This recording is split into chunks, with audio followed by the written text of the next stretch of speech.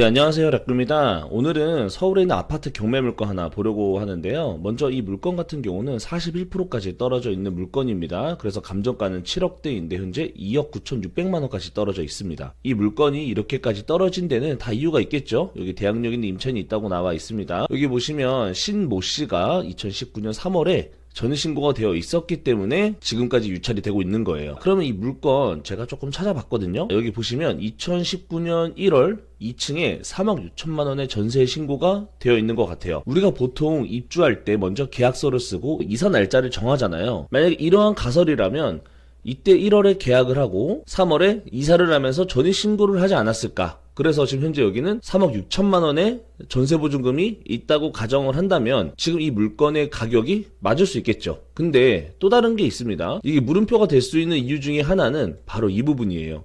여기 보시면 근저당권 설정이 2021년에 이루어졌습니다. 한 4억 1,500만 원 정도를 받았는데 그러면 이때 당시 시세는 얼마였을까? 봤어요. 2021년 때는 저층이니까 한 9억 정도라고 생각을 한다 하더라도 9억에 한 60% 정도 대출이 나왔을 거거든요. 그러면 집값이 9억이다.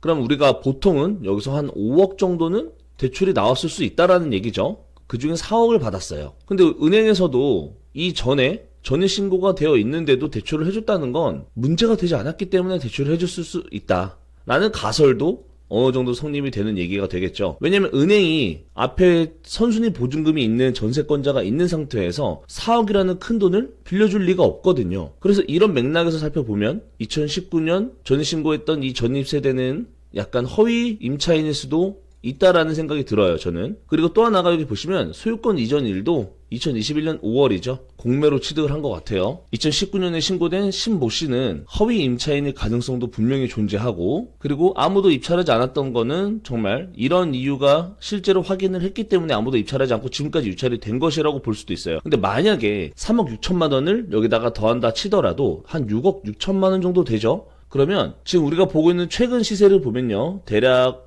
저층인 경우에는 한 7억 중반도 받을 수 있을 것 같아요. 그렇다면 최소한 한 6천만 원 정도는 지금 현재 저렴하게 나와 있다고 볼 수가 있겠죠. 만약에 실제로 3억 6천만 원이 이 전세 보증금이 맞다면요. 그래서 취득가에도 이게 들어가기 때문에 나중에 양도소득세도 한 6천만 원 정도만 우리가 생각을 하면 되는 거고 이렇게 대항력을 안고 사는 경우도 간혹 있거든요. 제가 그런 사례도 한번 준비를 해봤습니다. 예전인데 여기 보시면 4억짜리를 1억에 낙찰 받았어요. 여기 보시면 3억 3천을 인수를 했다는 내용이죠.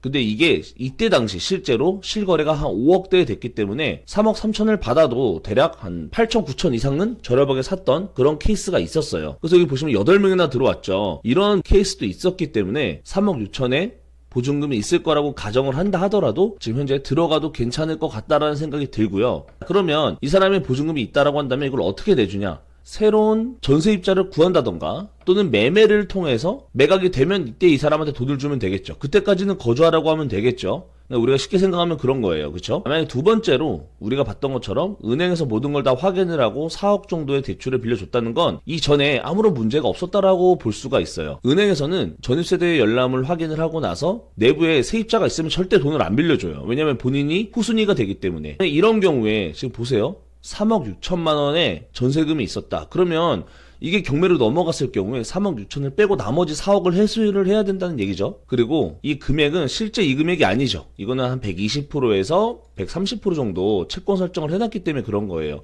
그럼 대략적으로 한 3억 초중반 금액이라고 본다 하더라도 이 두 개의 금액을 합쳐도 실제로 나올 수 있는 LTV 금액이 안 돼요. 그렇기 때문에 제가 생각했을 때는 허위 임차인이라면 지금 이 물건 아무도 모르고 있다. 그래서 두 가지 가설로 한 번 더 확인을 하고 검증을 해서 그 어떤 방법이라도 지금 현재는 어쨌든 저렴하게 나와 있는 건 맞다라는 거예요. 그래서 관심 있는 분들은 이런 물건도 한번 살펴보면 어떨까 싶어서 한번 풀이를 해봤습니다. 그러면 영상 봐주셔서 감사합니다.